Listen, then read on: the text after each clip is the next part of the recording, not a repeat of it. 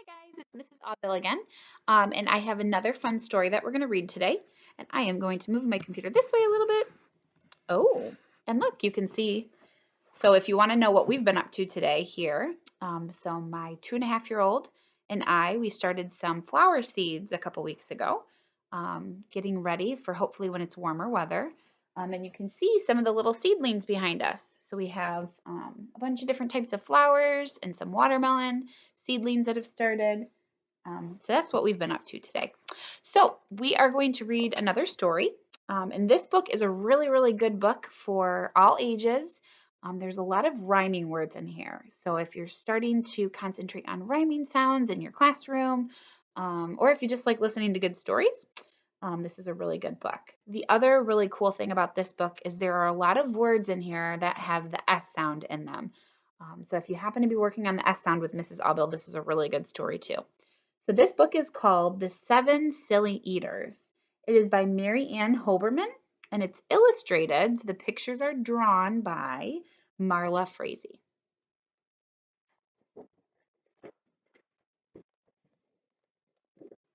Not so long ago, they say, a mother lived just like today. Mrs. Peters was her name. Her little boy was named the same. Now Peter was a perfect son in every way, except for one. When Peter was just 1 year old, he did not like his milk served cold. He did not like his milk served hot. He liked it warm, and he would not drink it if he was not sure it was the proper temperature. But Mrs. Peters did not mind. She was a mother sweet and kind, and when his milk spilled on the floor, she patiently prepared some more. She'd take the bottle from the shelf and chuckle softly to herself. What a silly sort of eater is my darling baby Peter.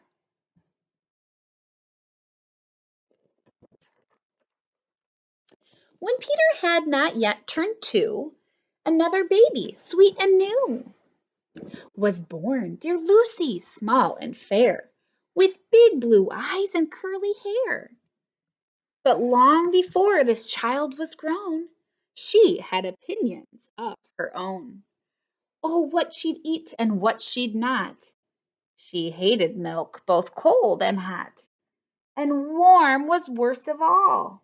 Instead, whenever Lucy dear was fed, she bellowed for pink lemonade, not from a can. Oh no, homemade.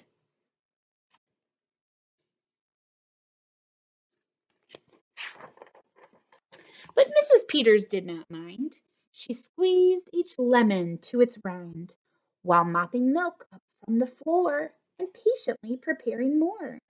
She'd take the lemons from the shelf and giggle softly to herself. What a silly pair of eaters are Lucy dear and Peter Peters.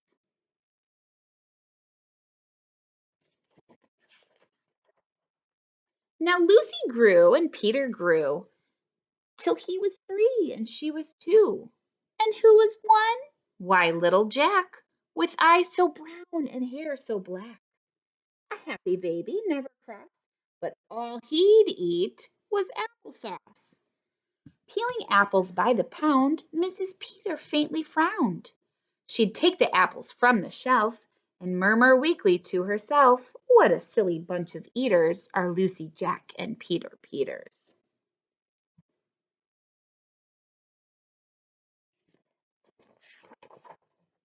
Peter, Lucy, and young Jack had another brother, Mac. Mac was charming, round, and plump, but if his oatmeal had a lump, Mac would dump it on the cat. Mrs. Peters hated that. But since she loved her children 4, she'd strain the oatmeal 2 times more. She'd take it from the pantry shelf and mumble sadly to herself, what a foolish group of eaters are all my precious little Peters.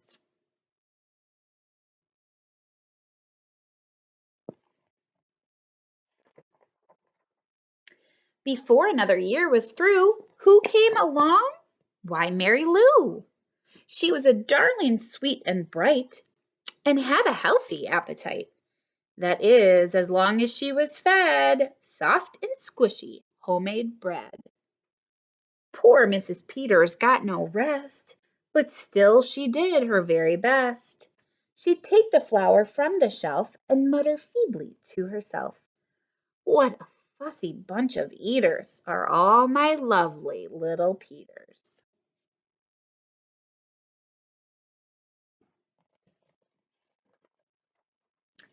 A year rolled by and the children grew. "They really are a splendid crew," sighed Mrs. Peters, pinning pins and diapering her brand new twins. Little sisters quick and smart, impossible to tell apart. But Flo liked poached eggs, Fran liked fried. If she mixed them up, they cried. Tired to the very bone, Mrs. Peters groaned a groan. She'd take the eggs down from the shelf and whisper weakly to herself, "What persnickety young eaters are all my 7 little Peters."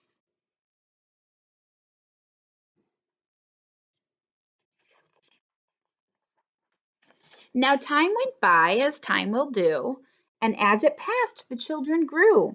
The problem was that as they grew, their appetites kept growing too, but not their choice of what to eat. Each child continued to repeat. They wanted what they'd had before. The trouble was, they wanted more.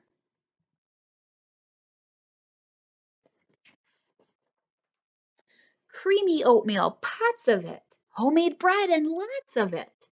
Peeling apples by the peck, Mrs. Peters was a wreck.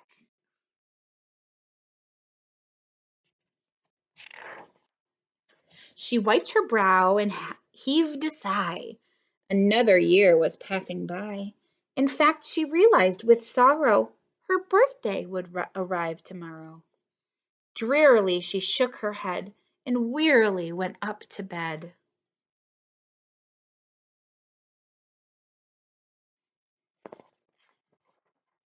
She thought the children had forgot her special day, but they had not. At crack of dawn they all began to carry out their secret plan.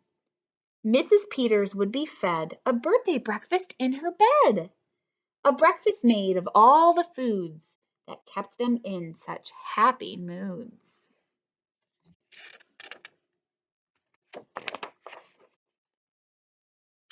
So while their weary mother slept, down the stairs the children crept, and from the cupboards and the shelves happily they helped themselves.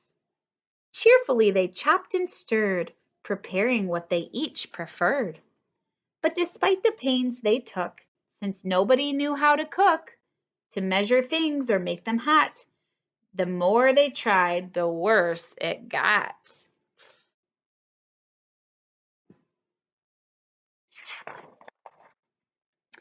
First Mac's oatmeal turned out lumpy, which made poor Mac turn grim and grumpy. In fact, the lumps got him so cross, he dumped them in Jack's applesauce. This bothered Jack so much, he threw it in the dough of Mary Lou, who tossed the mishmash that made straight into Lucy's lemonade. And that put her in such a huff, she poured the icky, sticky stuff into the double frying pan that held the eggs of Flo and Fran, who flung the hodgepodge on the spot into the milk in Peter's pot. But when they saw what they had done, they wished they never had begun. They'd hardly slept a wink that night, and still things hadn't turned out right. And even though they tried their best, it hadn't worked, they were depressed. They'd been in trouble too, unless they found some place to hide the mess. The oven seemed the perfect spot. They all forgot it still was hot. They stuck the pot inside and then they all went back to bed again. Mrs. Aubel's going to pause there because I hear a baby crying. I'll be right back. All right, we are back with a little addition here. Can you say hi? Little baby Ava did not want to take a nap, So we're going to keep reading our story because it's almost done. And she gets to listen with us. The clock struck 6, but on they slept. Meanwhile, their mother softly stepped down to the kitchen, smelled a smell. What could it be? She could not tell. It smelled so good, she sniffed some more and opened up the oven door. She woke the children with her cries. They all came running in surprise. And in the kitchen, what they found was Mrs. Peters dancing around. And in the oven, no mistake, was a pink and plum and perfect cake.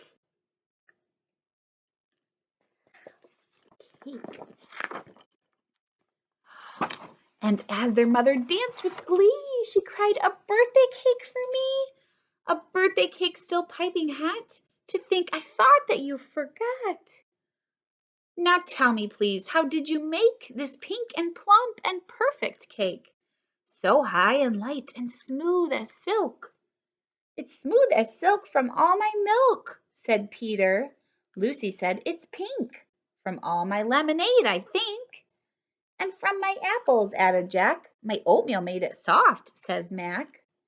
"My bread dough, too," said Mary Lou. Said Fran and Flo, "As for its size, it was our eggs that made it rise." Then everybody sniffed some more and danced around the kitchen floor.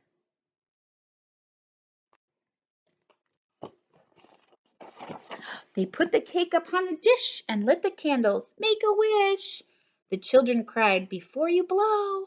And Mrs. Peters did just so. And what is more, her wish came true, as birthday wishes always do.